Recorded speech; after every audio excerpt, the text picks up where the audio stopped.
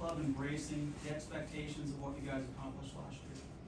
Yeah, I think just everybody's a little more familiar with each other, familiar with the area around where we're at. Yeah, everybody just feels a little more comfortable, I think. Another year of kind of exciting baseball coming up, and yeah, the energy seems to be really good right now.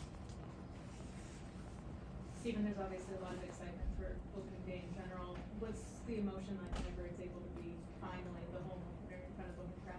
Yeah, it's exciting. I think the pride kind of kicks in. You know, you kind of want to represent Cleveland really well, and you know a lot of people are going to show up, and it's going to be a really good series. So I think everybody kind of has that in their head that they want to really impress everybody and show Cleveland. You know, thank them for all the support they have, but you know, go out and play a good game. I remember talking to you, excuse me, in the same spot last year after you had the great start on the road.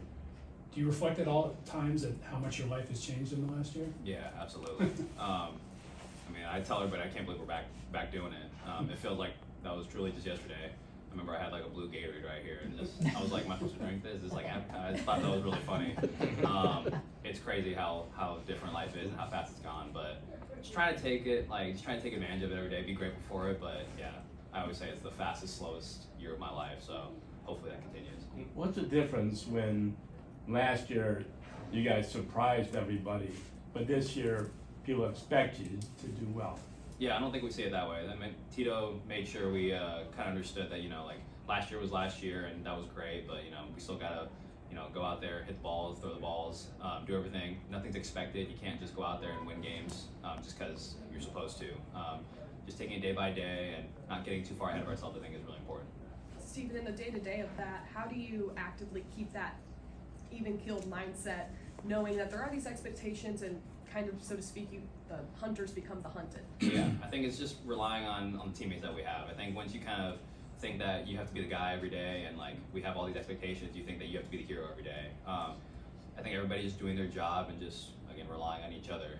Nobody has to shoulder all of the burden. We did that last year. We did a really good job of sharing the love. So I think just kind of lean on each other and doing that again, I think is gonna be really important. Stephen, how have you adjusted to the pitch clock?